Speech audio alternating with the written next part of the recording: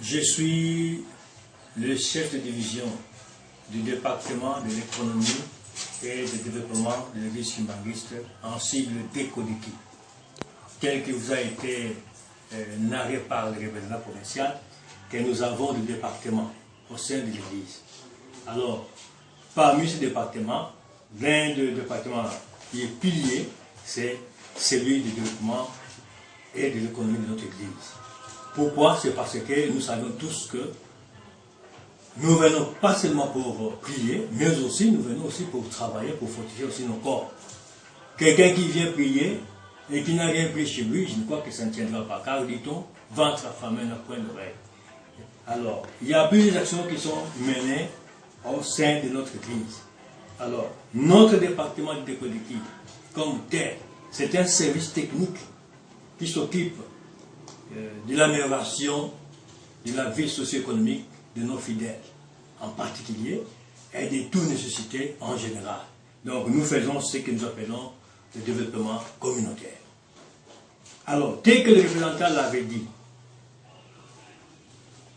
qui est celui qui est notre leadership dans la province du Bas-Congo, le révérend Ndongi Maïlou Octave, le DECODEKI, ici en province, est dirigé par moi-même, qui est le chef de division.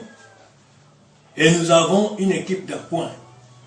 L'équipe d'appoint, c'est-à-dire l'équipe technique qui est ici au bureau, qui est composée d'un chef de service chargé des programmes, projets et formations, et d'un chef de service chargé de suivi et évaluation, et un chef de service chargé des opérations, et un autre chargé de l'administration et finances. Ça, c'est au niveau des directions provinciales. Tandis que dans les districts, nous avons 4 districts, puisque notre province s'étend de Kazanguru à Mwanda. Donc nous avons le district de la Lukaya, le district de Katak, le district de Boma et celui de Baflev. Évidemment, plus la ville de Matadi. Donc nous avons 5 entités administratives nettement séparées ici dans la province du Bas-Congo. Alors, au niveau du DECODEKI, chaque district est dirigé par un chef de service. Et le chef de service au niveau des districts a pour équipe technique 3 chefs de bureau. Donc, un chargé de programme, projet et formation, un second chargé des opérations, et un autre est chargé de l'administration et finances. Ça, c'est au niveau des districts. Alors, pour ce qui est de réalisation, et un peu d'histoire, parce que le représentant vous a parlé longuement sur ça, que le premier chef situé de son temps, papa, nous citons Papa Dianguenda Kuntima, à la sortie de l'église, ou à la reconnaissance officielle de l'église qui m'envise par le gouvernement ou par l'État, le chef spirituel avait entrepris à réaliser des actions de grands aveugles qui ont permis à l'installation efficace ou effective de notre église, partout à travers le monde, notamment ici dans le Bas-Congo. Le premier chef spirituel, nous citons encore Papa Dianguenda Kuntima, avait réalisé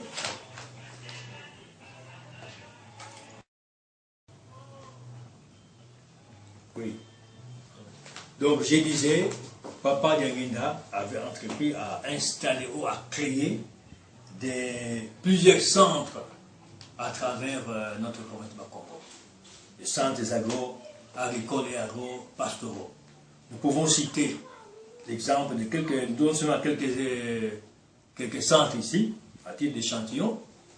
Dans les cataractes, nous avons le centre agricole agro-pastoral de Kinkewa. Nous avons le centre de Kadila, le centre agro-pastoral de Mongondanda. Nous avons Kinganga, nous avons Lala, Zumbo, etc.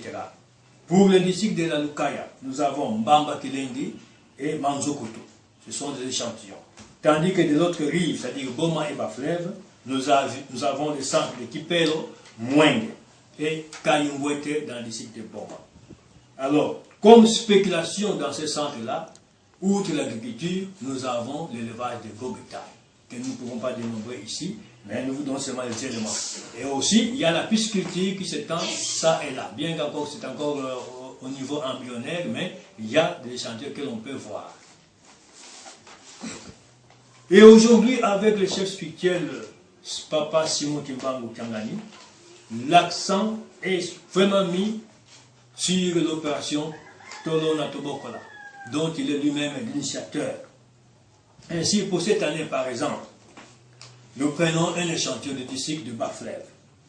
Le district de Bas-Fleuve, pour la campagne 2013-2014, a pu réaliser, avec le concours de tous les fidèles, donc 70 hectares de manioc disséminés à travers tout le district de Bas-Fleuve.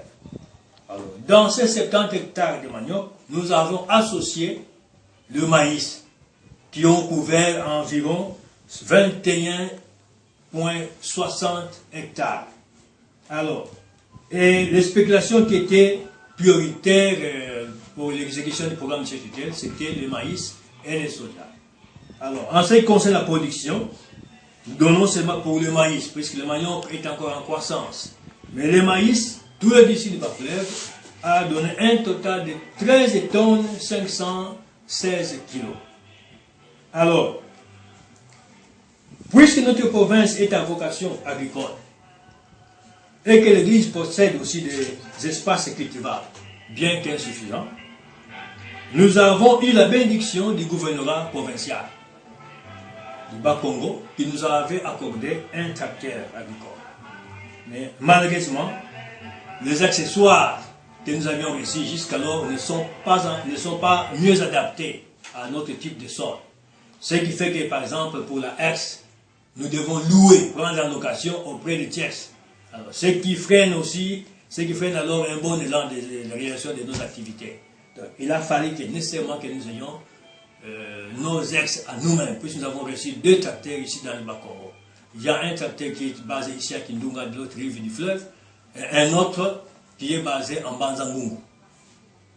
Alors, pour ce même volet d'agriculture, la ville de Matadi, à titre d'échantillon, a réalisé 10 hectares de soja, puisque c'était demandé par ce chef spirituel.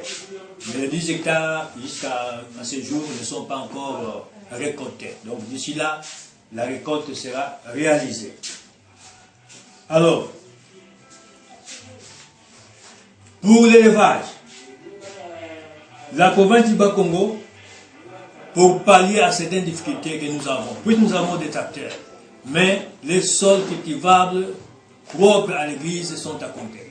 C'est ainsi que l'église du Bas-Congo s'est donné le luxe d'aller chercher des terres cultivables dans le district de Lokaya, où nous avons acquis 10 000 hectares, que nous avons déjà remis une grande partie des objets demandés par les ayants droit.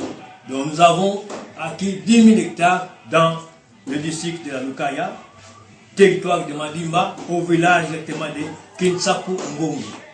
Alors ces 10 000 hectares seront disons,